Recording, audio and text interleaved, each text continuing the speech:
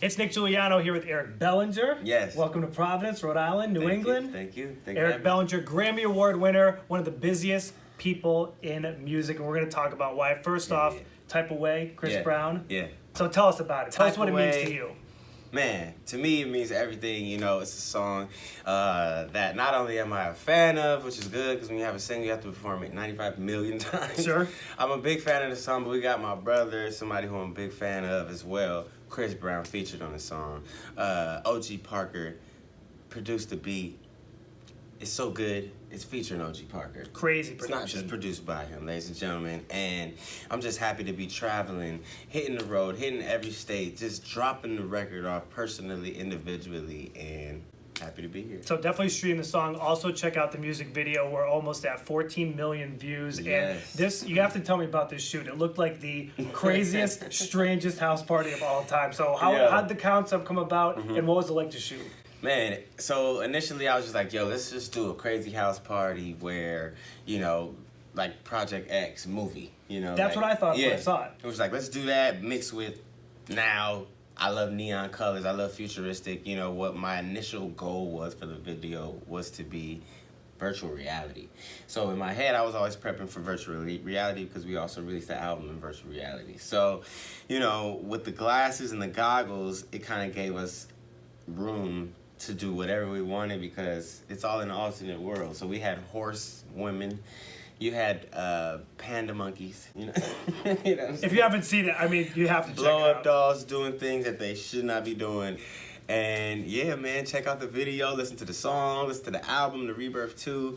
It's all on there. Just a eargasm, you know, waiting to happen. So we started off the interview saying he's one of the busiest people in music, and this is why. So The Rebirth 2 came out about 6 months ago, and now we're ready for a new project. This album, and it's in a few weeks. I love the title. Tell us what that is. Okay, so back in the day, 90s, my favorite TV show was Saved by the Bell.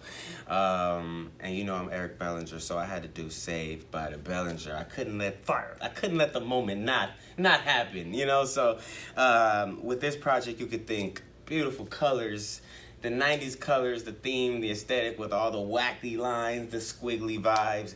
And, you know, as you can see here, you know, I got all kind of colors going. And with this project, you can expect nothing but energy, nothing but the club songs, the party songs, the hip-hop songs, urban, mid-up-tempos, just songs that make you feel good, make you dance, want to party. And so I want to ask you about a few of the songs. First, Moist featuring K Camp. Yes. Tell us about it. Moist featuring K Camp is the first single, is the song that we dropped to let people know we coming back, you know, already. And the song, as soon as you press play, before I even say, start singing, it's a party. It's a West Coast banger. It's been a while since I've had one of those type of singles that had a lot of success Crazy production in my early too. career. Yes, thank you. Shout out to Beezy who produced this one. But man, that West Coast sound, you know, with I had songs like I Don't Wonder, Valet, Focus on You, and now we got another one. I'm excited about Moist and K Camp. I'm a huge fan of him, so he got on it off the love. Just, yo, bro, I got you. Temp the vocals. Did the vocals skip? Did K Camp vocals come in yet? Oh, he just hit me like, yo, I got you. I sent him the verse. He sent it back. And then after that, we got Kalani. We got K Camp. I mean, we got Guap Dad 4000. We got Wale. So what can people expect from it? I know you gave us a little bit, but I mean, it's out in a few weeks. How excited are you for it? I'm excited because this one is turn up. I like to turn up. I'm a guy with energy, but at the same time, I've figured out a way to still sing. I'm singing. There's church ad-libs in there. There's runs. There's harmonies throughout the project.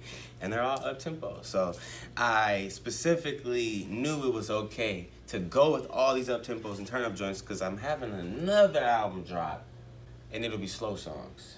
This guy can't stop. It'll be slow songs. So I felt the safety to just really go turn up joints, you know, and me being an R&B singer, every album I'm always like, I gotta have the slow songs, or I gotta have but in my head I was like, nah, you'll be good.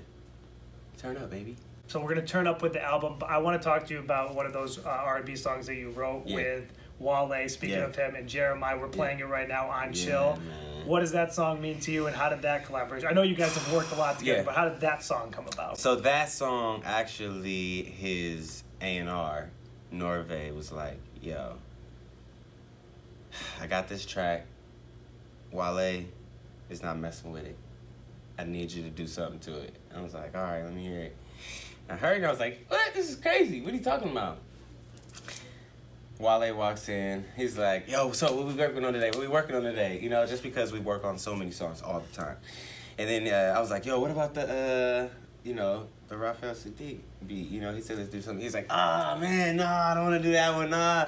Because so Wale is like, I'm Wale. I got all these bars. We don't need to do no, and it's in a sense sometimes an artist that is super talented is like samples could be a cop out and established like that. Yeah, like that. It's like nah. I got all the bars. We're gonna come with the original the same way, and I think it was just that it felt so good. It was like I mean this one is hard. Like we could do something to it, but the initial kickback from him, which I completely understood, it made me really try to think outside the box and come with something that he would love first before everybody, because that's my bro. And now it's a home run. Now it's a home run. I think because I was really thinking about Wale. Everybody won. Another guy that we talked about to start the interview that you had a big hand in is Chris Brown's Indigo album, which is one of the biggest albums of the year. Wow. So what was that? I mean, you guys have worked together again, too. But this project for Chris, I mean, this is different. Why was this different than the other ones? Well, for me, I'm in a total different place when it comes to as far as like songwriting and creatively. And normally all the songs that we do, it's in a studio, in record plant, in Glenwood. All these big $1,500 to $2,000 studios is what that's what I'm used to working with Chris. But now Chris built a studio at his house. So this is Indigo album's the first time I've ever created when there was no one there but me and Chris. No one there but me, Chris, Amnesia, maybe one writer. I never wrote with more than one writer. It was either me and one person at his house. But normally it's just a lot of people. Yeah. It was a different focus. It was a different concentration. I got to talk to him a lot more on this. I got to pick his brain. I got to know the concept. That's why I was like, do you got a title track yet? He was like, nah. I was like, I got you. And that coming in with the amount of songs, but to start with that Indigo track, that gets you right off the bat. That hits you right in the face. That did something different for me. I cried when the album came out. Really? Yeah, I got to see the response of the kids, of the fans, Team Breezy. It was overwhelming because, of course, I love when I release music and I get the same feeling, but this was another level because it was touching the world on such a broad scale.